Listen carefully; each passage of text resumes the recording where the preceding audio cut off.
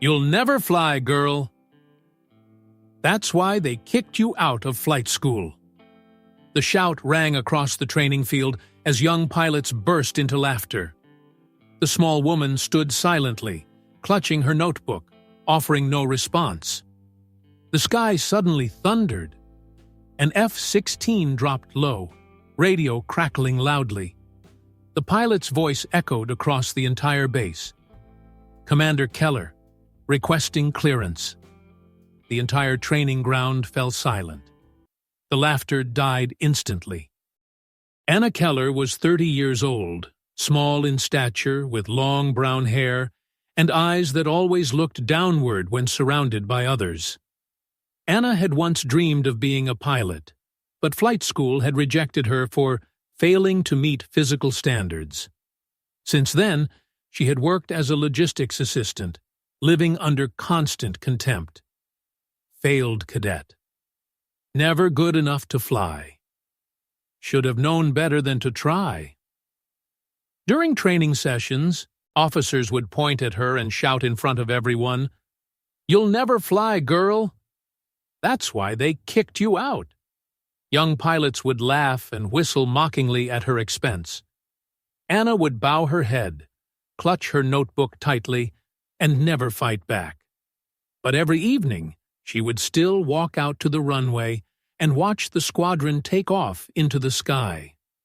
An old maintenance technician later recalled, "I'd see her sitting by the runway until late at night, with eyes that weren't those of someone who had given up. They were the eyes of a pilot trapped on the ground." What her tormentors didn't know was that Anna's rejection from flight school was only half the story.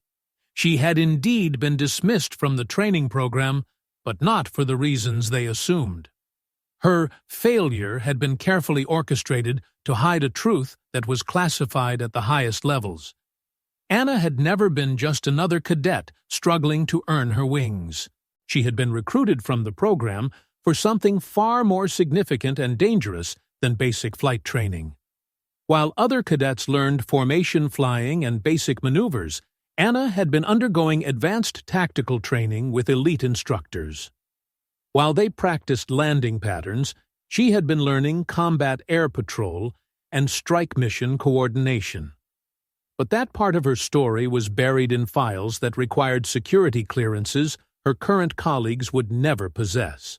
To everyone at the base, she was simply another washout who couldn't handle the demands of flight school. Someone who had dreams bigger than her abilities and had been appropriately humbled by the system. They saw her cleaning aircraft and organizing supply inventories, assuming this was the highest level of responsibility someone of her limited capabilities could handle. Anna let them believe this fiction because it was easier than explaining the truth. It was safer than revealing the real reason she no longer flew combat missions.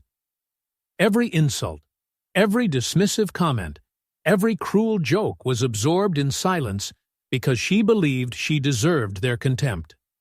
She had once commanded respect from pilots, who were now squadron leaders. She had made tactical decisions that affected the outcome of classified operations. She had been trusted with responsibilities that most of the people mocking her would never be qualified to handle. But all of that felt like it belonged to someone else now. Someone who had existed before everything went wrong. Until the day when her carefully constructed anonymity was shattered by a single radio transmission. The rumors throughout the base had solidified Anna's reputation. She was the flight school dropout, permanently relegated to the shadows of real aviation. During a routine training exercise, a group of pilots continued their familiar harassment. "She's only good for cleaning aircraft, not flying them. Probably couldn't even handle a simulator without crashing. Some people just aren't cut out for real aviation." At that exact moment, the sky rumbled with the distinctive sound of an F-16 at low altitude. A fighter jet from a special operations squadron flew low over the base, its engines creating a deafening roar that made everyone on the ground look up. The base-wide radio system crackled to life, and the pilot's voice echoed across every speaker. Commander Keller, requesting clearance. Everyone froze. Eyes turned from the aircraft to Anna, then back again. An officer tried to dismiss it with nervous laughter. Must be some kind of signal confusion. But the F-16 pilot repeated his transmission, clear and unmistakable. Spectre 1 to Commander Keller. Do you copy? Anna remained perfectly still, her eyes quietly focused on the runway where the F-16 was conducting its flyover. She didn't need to respond. The entire crowd had already understood. A young pilot later recalled, the way she looked straight up at that sky, not denying it, not confirming it. That's when I knew the rumors were only half the story. The F-16 completed its pass and climbed back to cruising altitude, but the silence on the ground continued for several more minutes. Anna still said nothing. She simply closed her notebook and walked away, leaving behind a group of people who suddenly realized they might have been very wrong about who she really was. Word spread through the base within hours. An F-16 pilot just called Anna Keller Commander. Did you hear? Someone from Special Ops knows her. That radio call wasn't random. He was specifically looking for her. The maintenance crew began sharing observations they had previously dismissed. She always knew exactly how to check flight systems, even on aircraft she wasn't assigned to work on. I've seen her read technical manuals for advanced avionics that most ground crew never see. When she worked on engines, she handled them like someone who understood them from a pilot's perspective. Senior officers who had been dismissive of Anna began reviewing her personnel file more carefully, looking for details they might have overlooked. What they found raised more questions than it answered. Her educational background included advanced mathematics and engineering courses that far exceeded the requirements for logistics support. Her psychological evaluations showed spatial reasoning and decision-making capabilities that were consistent with elite pilot training. But her flight school records remained frustratingly vague about the specific reasons for her dismissal. The official documentation simply stated, "Failure to complete program requirements," without elaborating on which requirements or why. Some officers began to suspect that Anna's rejection from flight school might have been something other than a failure of capability. The young pilots who had been mocking her found themselves questioning their assumptions. If a special operations pilot knew her well enough to address her as Commander, then perhaps there was significantly more to her story than they had been told. That evening, Anna returned to her usual spot by the runway, watching aircraft take off and land as she had done for months. But now, several people watched her from a distance, seeing her routine in a completely different light. The woman they had dismissed as a failed cadet was looking at those aircraft with the eyes of someone who understood them in ways they were only beginning to imagine. News spread rapidly throughout the base. An F-16 just called Anna Keller Commander. Senior officers summoned Anna to a secure briefing room where classified conversations could take place away from curious ears. After several minutes of tense silence, she exhaled slowly and spoke in a steady voice. "I used to command a Special Operations F-16 squadron. Call sign Spectre 1. During Operation Desert Edge in 2014, I lost my entire team. I was the sole survivor. I requested discharge from combat operations and chose never to fly again." A colonel whispered, "Spectre 1. That name was in classified files."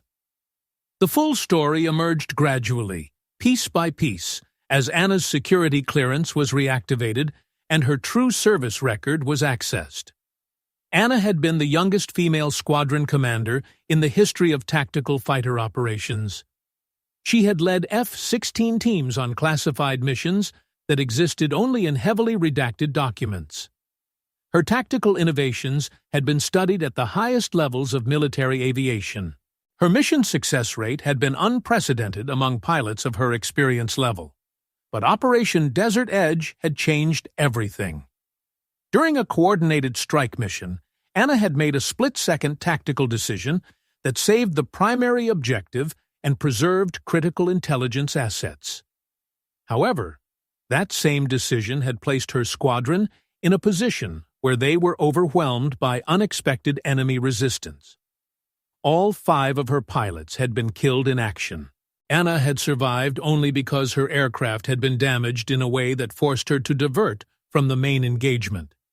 The mission was officially classified as a strategic success. The intelligence gathered had prevented a larger conflict and saved thousands of lives. But Anna saw only the 5 pilots who didn't return home. "I made the call that got them killed," she said quietly. Everything after that was just guilt. The colonel who was reviewing her file shook his head. "According to these classified assessments, your tactical decision was the only one that could have achieved the mission objectives. Military analysts consider it one of the most brilliant command decisions in modern air combat." "Brilliant decisions don't bring dead pilots back to their families," Anna replied. The officers who had mocked her flight school dismissal now understood the full picture. Anna hadn't failed flight school. She had been recruited from it for advanced special operations training that was so classified most people couldn't even know it existed. Her rejection had been a cover story designed to protect the secrecy of programs that required the highest security clearances. A young pilot who had participated in the morning's harassment spoke quietly. "We've been calling a squadron commander a failed cadet." The base's personnel officer, reviewing Anna's complete file, made an observation that stunned everyone in the room. "Ma'am, according to this record, you have more combat flight hours than our current squadron leaders combined." Other details emerged that explained behavior patterns people had noticed but not understood. Her encyclopedic knowledge of aircraft systems came from years of leading maintenance briefings for combat-ready squadrons. Her ability to read weather patterns and assess flight conditions came from making tactical decisions that depended on atmospheric conditions in contested airspace. Her instinctive understanding of logistics and supply chain management came from coordinating complex multi-aircraft operations where timing and resource allocation were matters of life and death. A former special operations pilot, now working in training command, was brought in to verify Anna's account. His confirmation was immediate and unequivocal. If it weren't for Spectre 1, dozens of people from those classified operations wouldn't have made it home. She didn't fail. She chose to disappear because she couldn't forgive herself for being human.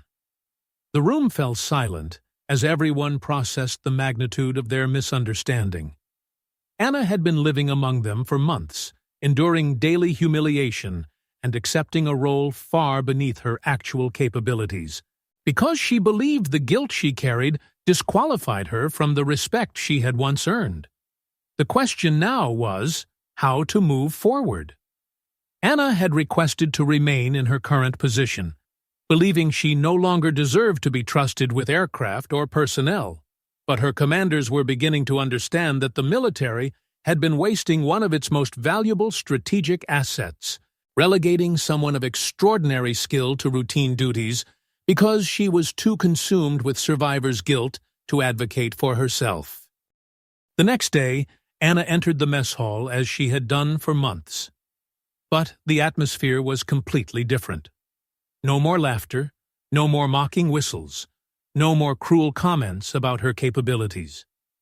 The officer who had shouted at her the day before stood up as she passed, stepped aside respectfully, and said quietly, "Commander."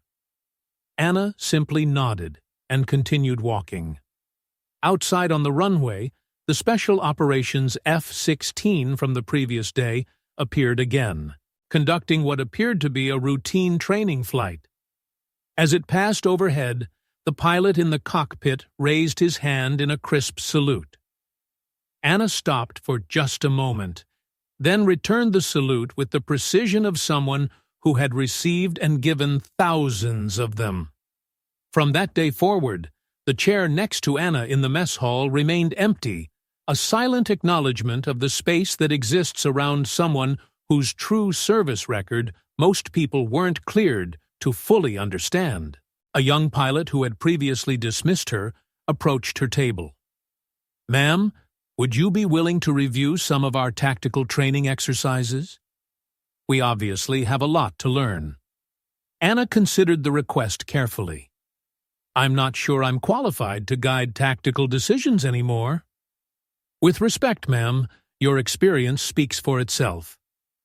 We need someone who understands what real air combat looks like."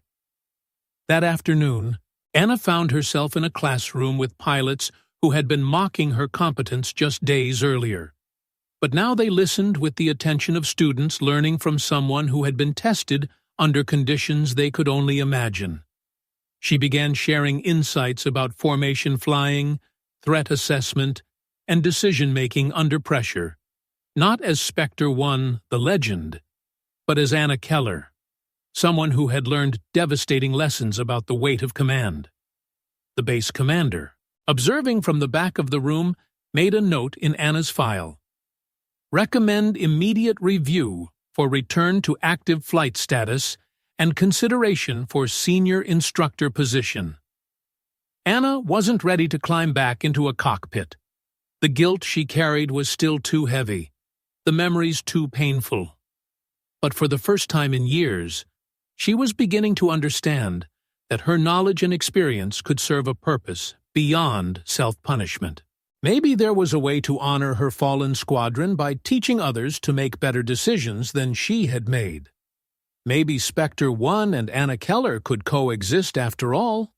People easily mock those who failed flight school and shout, "You'll never fly."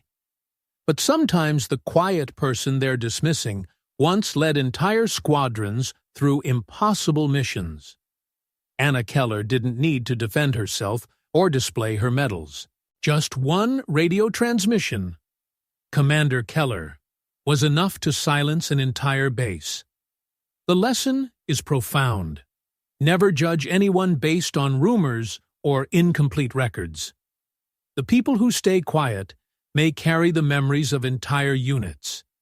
Behind every apparent failure might be someone who succeeded at things so difficult that the success itself became unbearable to live with. Sometimes, the most capable people are the ones who refuse to claim their capabilities, not because they lack them, but because they understand the true weight of responsibility. If you believe that quiet heroes deserve to be remembered, leave a dot in the comments.